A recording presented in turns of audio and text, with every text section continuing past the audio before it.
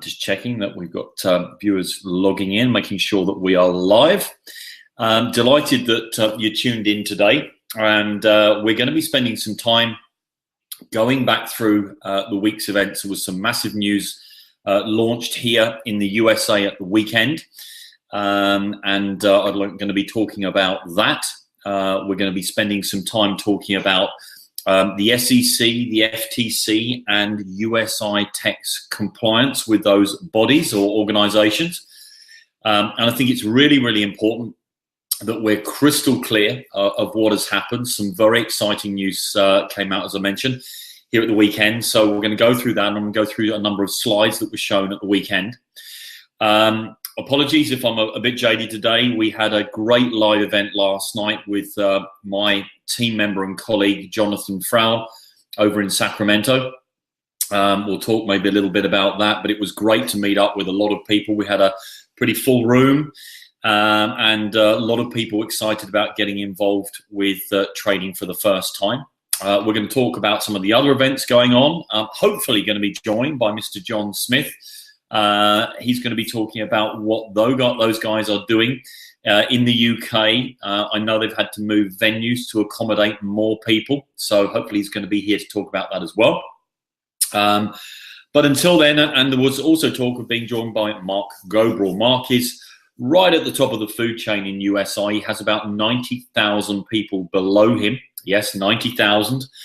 Mark got involved very early days to sort of middle to tail end of last year.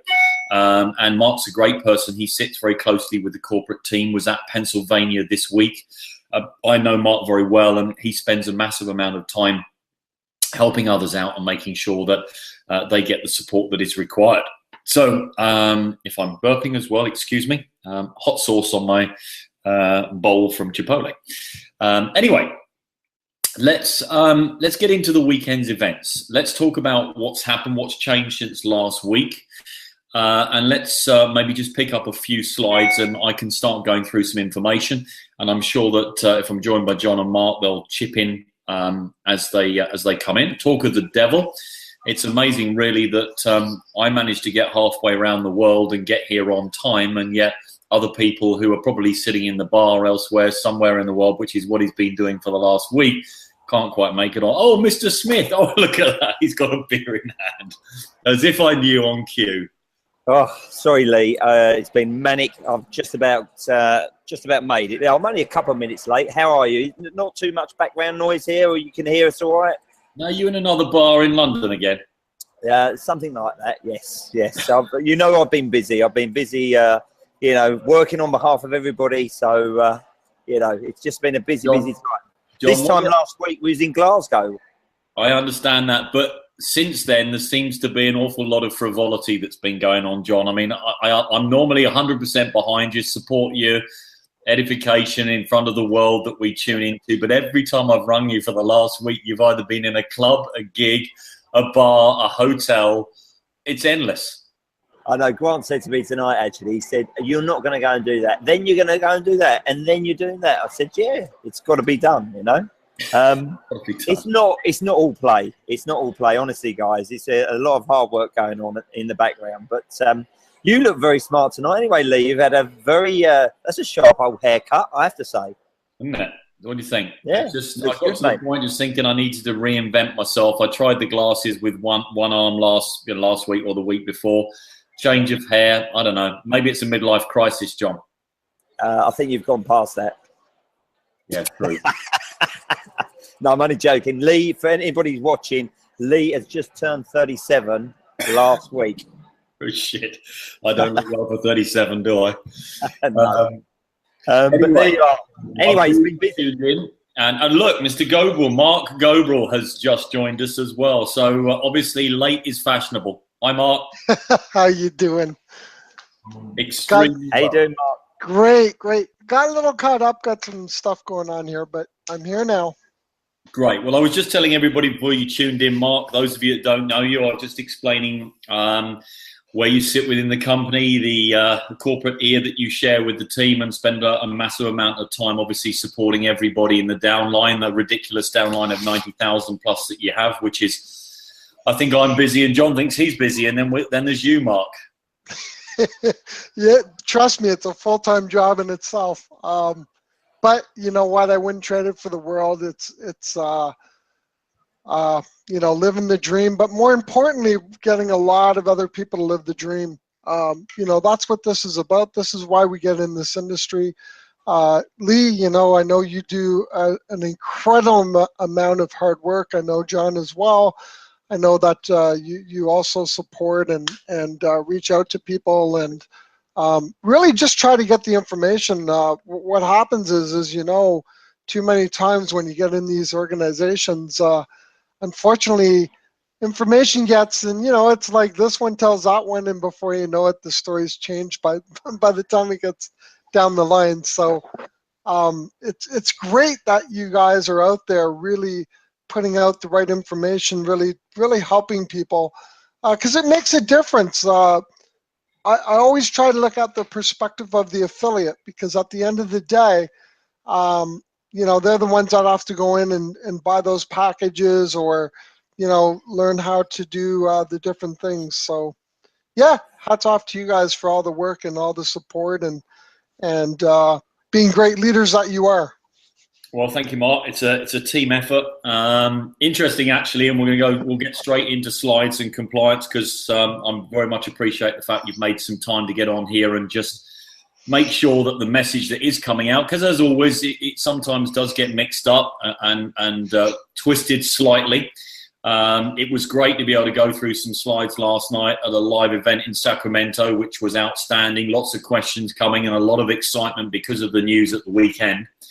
But I think it would be great for everybody, and we've told them that's what we're going to do today, is to maybe just touch on Pennsylvania, bring up some of the slides that were released and shown at the event. We can talk about the lawyers, etc., and I'll, you know, I can give you my take on it. But then it would be good maybe if you took us through it as well, Mark, and just made it crystal clear for everybody as to exactly what has happened, the positive news that's come out of it, but of course the importance of not stretching that too far. Right, absolutely. You know, so basically in the States, there are two main regulatory bodies, FTC, Federal Trade Commission, and they regulate, basically they regulate the MLM and different sales types of organizations. And then of course we have the SEC, which is Securities and Exchange Commission. And Security and Exchange Commission, they are responsible for regulating things like stock market, people that want to list a stock or a financial product, be it, you know, brokers, dealers. They're pretty much responsible for making sure that compliance is adhered to. Now, so two of the slides that were brought up, one, well, first of all, let's backtrack. Who gave us the blessing? It was not the SEC particularly, or the SEC or FTC. They are regulatory bodies. They are meant to protect the consumer, so that if somebody is out, for example, actually taking doing a business and they haven't gone through the proper registration, or if they're out there selling unregulated investments, the SEC is going to come down on them. So they're not out to give really any kind of certification. True, you can do certain things to get certified, meaning as an individual you take a certain Series 7 license and all that, but not in the manner that people would think. You're fulfilling requirements. Now, to backtrack, we have the what's called a letter of opinion, and this is the very exciting part. Let me bring up that slide, because that'll make more sense, because this is where that is. So you can see that all right, Mark, can you? Yep, absolutely. Good. So we can see private and highly confidential via first-class mail / electronic mail. This letter serves, so the first part of this is, this letter serves to confirm the retention by USI Tech Limited the company of Hart David Carson LLP to provide our legal opinion regarding the viable and market strategy regarding a derivative-based software platform presented in order to trade Bitcoin on Forex-related markets. Now, the cool thing about this slide is you know, a lot of people can say, that's just a letter. Well, let me tell you, if you look up this law firm, you will see that it's a very respected law firm. You'll see that they operate out of Chicago. You'll see that they deal in a variety of different parts of the law. They have SEC dealings. They have you know, securities as well as corporate law. So you can go on their website and see all the different things they deal with. All right. Now, they are I mean, you can, again, do your due diligence. Don't take my word for it. They are, looks like the firm is a fairly decent firm. They have a great reputation in the industry, and the lawyers, particularly a couple of the ones we're dealing with, have Rising Star Awards. So this is not just some little fly-by-night deal. This is a very credible law firm. Now, by the law firm putting out a letter of opinion, what they're saying is, look, we're, you know, whether people realize this or not, you could be an engineer, okay? And I want to say this to demonstrate a point. If I'm an engineer and my neighbor says, hey, very informally, right, says, hey, I'm mounting this light on my backyard here, and I'm gonna, you know, wire this in, and he gives his opinion, and something goes wrong with that light, do you know that you can actually go back and sue the engineer? Because he's an engineer, let's say in this case he was an electrical engineer, he gave his opinion, something went wrong, his logic was flawed or something happened, he's opened himself up to a lawsuit as a bottom line. Now, it could be that the neighbor did something wrong, and you know that would come out in court, that the neighbor actually messed up the wiring or did something faulty. But the point is that by giving and rendering an opinion, you open yourself up to major litigation. So the last thing a lawyer wants to do is put out a letter of opinion and have that come back to bite him or her or the law firm. Mark, I think it's right that are listening in. For that legal representative, that company, to give an opinion, they themselves have to do their own due diligence on USI completely. Yeah. Yes. And they have to look into whether they need to be regulated or registered by the SEC or not. Yeah. And that they are, you know, whether they're compliant with the FTC. And I think that's what people want to hear.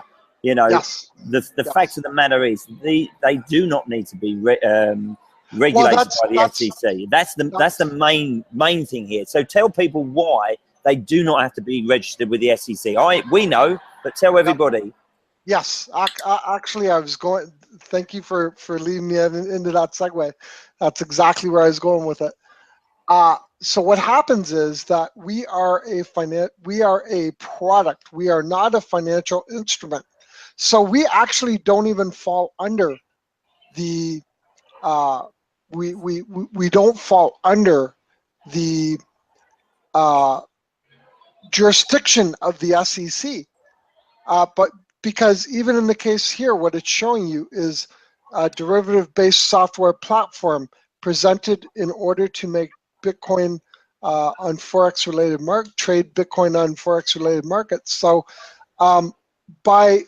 because the product is product and not a financial instrument, we do not fall under the SEC umbrella. We're not required to have the license because we're simply selling flat out a product. The robot is a product. the BTC package is plain and simply a product. Now, so it's not a regulated security, is it? No. Well, as a matter of fact, one of the slides that are out there actually says in the legal opinion, and it might be one of the next slides if you have it, but it, basically in their legal opinion, we are not an unregulated security. Now, let's say somebody was selling some sort of financial instrument and they didn't have a license. Do you know what the charge would be? The SEC, and you can Google this. You'll find out that there have been people that have actually sold Bitcoin as an investment. See, the key is how you're wording, how your product's put together. So if you go Google, Bitcoin as an investment or SEC, you will see lots of case law where somebody was charged with selling basically an unregistered security. That means you were supposed to be under SEC's umbrella. However, you weren't. You didn't have the proper license, and therefore, they charged them. So the good thing about this is we're not even an unregistered security. Okay, Mark, can I just say on that point, just to be clear for everybody, right? Because we've all seen, and we all know Bitcoin is a decentralized currency, is not regulated, but we've all seen SEC take companies to task that are dealing in Bitcoin. And the reason for that is, and this is why we all get very upset about people using wrong terminology, because if you start calling it an investment, if you start saying that it's a security, then the SEC will take a look at it. Yeah. And this is where we get so upset about everything, and this is why people need to be clear that what we're doing and understand how the business is. Yeah, because otherwise it brings undue care and attention to our business that is unnecessary. Correct. And listen, let me just say that it is instinct for us to automatically refer to us as an investment, because the thought process is, hey, we're making money, we're making more money than what we started with, so on and so forth, or more Bitcoin, or whatever the case is. Therefore, now, there is certainly something to be said where I can say, hey, John, I'm going to invest in my business.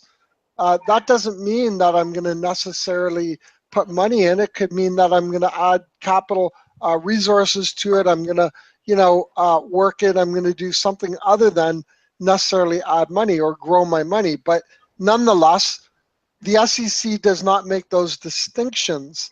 So if you're out promoting this as an investment, why is that wrong?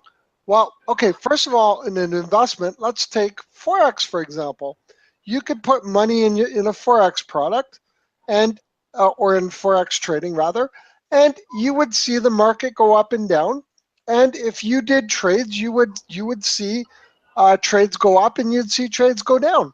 But you see, we're not telling people that they're going to necessarily see appreciation or depreciation in their Bitcoin. That's not what we're doing. We're telling people, come in, spend some Bitcoin in our product, and when you purchase this product, the way it works is we will somewhere between 0.75 and 1.25, and roughly 7 months down the road, you'll end up with 40% more Bitcoin than you started with. Now, keep in mind, did you have a loss? No. Did you see?